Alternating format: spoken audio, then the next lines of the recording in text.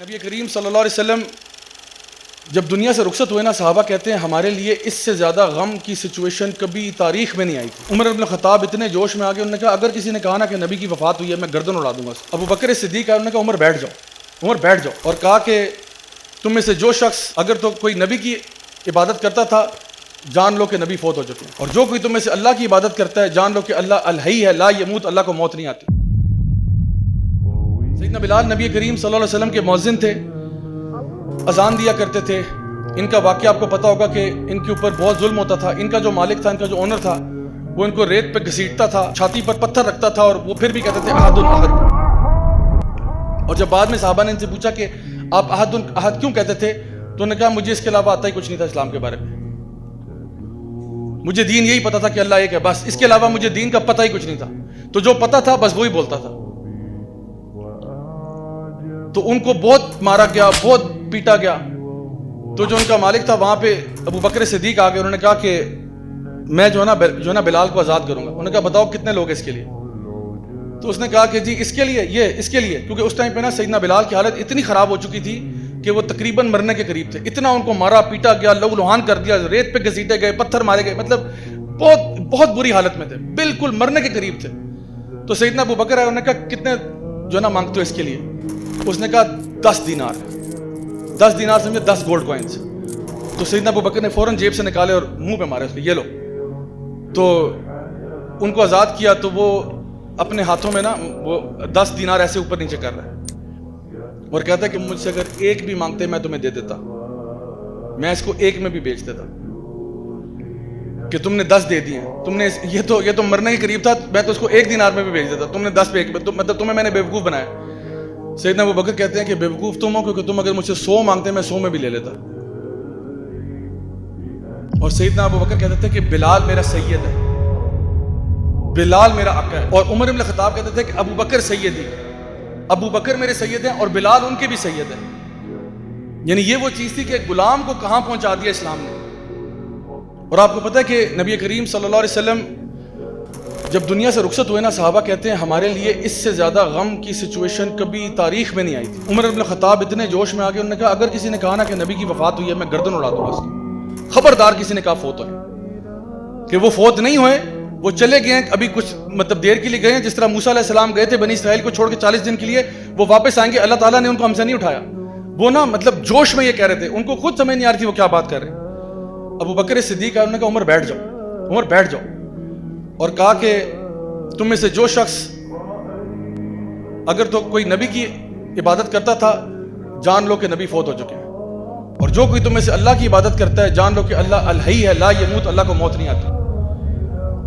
تو لوگوں کو بتایا کہ وہ دنیا سے جا چکے ہیں، لیکن اللہ تو ہے نا ہمارے ساتھ، اللہ تو ہے، لائف ول گو آن۔ تو صحابہ کہتے ہیں سب سے پینفل ڈے ہمارے لیے تھا۔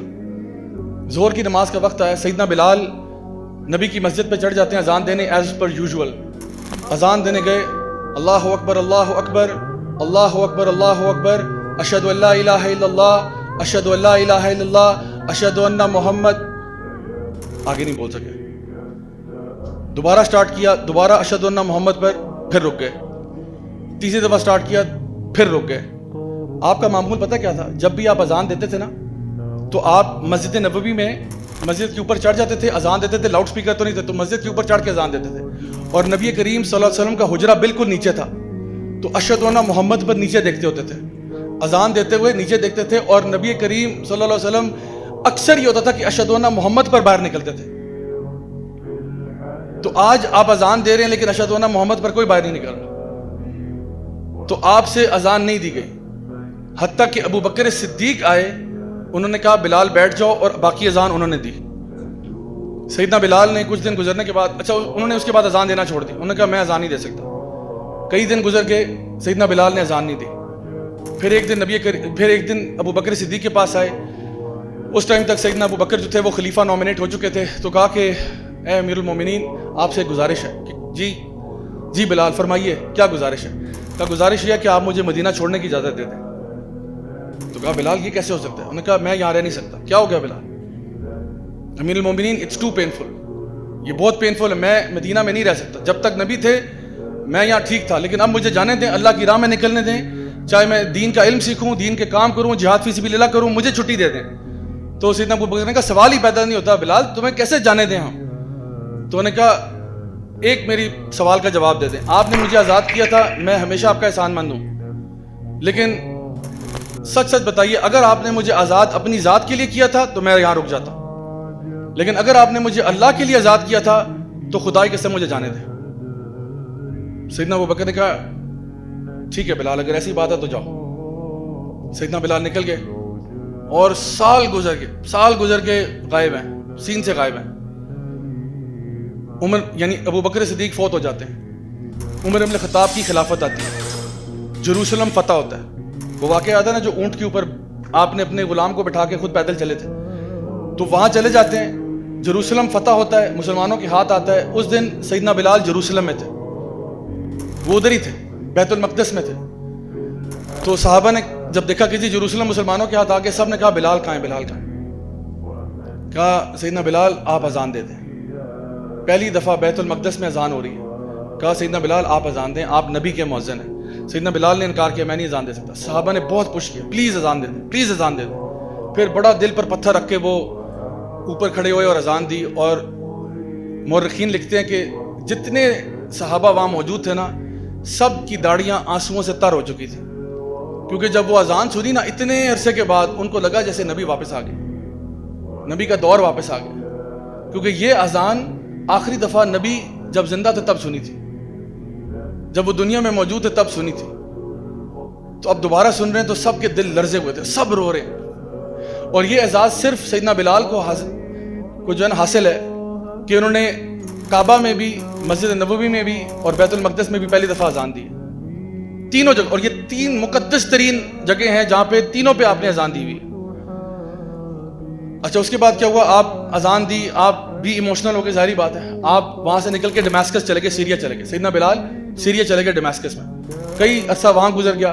ایک دن کہتے ہیں رات کو میری خواب میں نبی کریم صلی اللہ علیہ وسلم آئے اور کہتے ہیں کہ بلال کیا ناراض ہو میرے سے, اتنا عرصہ گزر گیا تم آئے نہیں مدینہ. تو سیدنا بلال کہتے ہیں کہ مجھ سے رہا نہیں گیا, میں نے نہ ادھر دیکھا نہ ادھر دیکھا, کچھ نہیں دیکھا, میں بس بھاگا مدینے کی طرف کہ اب تو نبی خواب میں آ گئے. کہتے ہیں میں مدینہ پہنچا, سیدھا روضہ رسول پر گیا اور کہا کہ میں آ گیا ہوں یا رسول اللہ, میں آ گیا ہوں واپس. اور کہا کہ میں آپ کو نہیں بھولا, میں آپ پر درود بھیجتا ہوں, آپ پر سلام بھیجتا ہوں, آپ کے فیملی کے لیے دعائیں کرتا ہوں, میں آپ کو نہیں بھولا. اچھا آپ وہاں پہ روضہ رسول پہ ہیں, رو رہے ہیں. اتنی دیر میں نا کسی نے جا کے یہ خبر سیدنا حسن اور حسین رضی اللہ عنہما کو دے دی کہ بھئی سیدنا بلال آئے. میں کیونکہ کسی کو بتا کے تو آئے نہیں تھے, پہلے سے اعلان تو کروایا نہیں تھا کہ میں مدینہ جا رہا ہوں, وہ تو بس اٹھے اور بس پہنچ گئے. تو سیدنا حسن اور حسین نے دونوں نے ہاتھ پکڑ کے کہا کہ سیدی آج اذان آپ دیں گے. اور آپ یقین کریں کہ اتنے عرصے بعد سیدنا بلال نے مدینہ میں اذان دی. اور مورخین اور محدثین لکھتے ہیں کہ کوئی ایک آنکھ بھی اس دن آنسوؤں سے خالی نہیں تھی. لوگوں نے جب اذان سنی نا, انہوں کو لگا جیسا کہ نبی کریم صلی اللہ علیہ وسلم مدینہ واپس آ گئے. آپ سوچیں کہ یہ وہ صحابہ ہیں جو نبی پر جانے دیتے تھے, یہ وہ لوگ ہیں جو سٹرینجرز تھے, یہ وہ لوگ ہیں جو اپنے دین پر قائم تھے. اور اللہ رب العزت نے ہمارے لیے یہ بات بتا دی ہے کہ قل ان کنتم تحبون اللہ فاتبعونی یحببکم اللہ ویغفر لکم ذنوبکم. کیا تم اللہ سے محبت کا دعویٰ کرتے ہو تو پیارے نبی کی اتباع کرو, نبی کی پیروی کرو. اور آپ اگر صحابہ کی زندگی اٹھا کے دیکھیں, آپ یقین کریں ہمیں اپنے اعمال پہ شرم آتی ہے کہ ہمارے کیا اعمال ہیں, صحابہ کا طرز عمل کیا تھا, کتنی نبی سے محبت کرتے تھے. لیکن ایک خوشی کی بات یہ ہے کہ نبی نے فرمایا تھا کہ جو جس سے محبت کرتا ہوگا اسی کے ساتھ اٹھایا جائے گا. صحابہ کہتے ہیں جس دن ہم نے یہ حدیث سنی نا, ہمارے لیے وہ دن ہمارا عید کا دن تھا. یعنی اس دن ہماری عید تھی, کیونکہ اور ہماری خطائیں اپنی جگہ, ہمارے گناہ اپنی جگہ, ہمارے مسئلے اپنی جگہ, لیکن ہمیں رائی برابر بھی شک نہیں تھا کہ ہم نبی کریم صلی اللہ علیہ وسلم سے محبت کرتے ہیں. ہمیں یقین تھا کہ ہماری محبت نبی کے ساتھ سچی ہے. اور اس لیے جب انہوں نے یہ کہا نا کہ ہر بندہ اسی کے ساتھ اٹھایا جائے گا جس سے محبت کرتا ہوگا, تو ہمیں اس بات پہ خوشی تھی کہ انشاءاللہ ہم نبی کریم صلی اللہ علیہ وسلم کے ساتھ اٹھائے جائیں گے.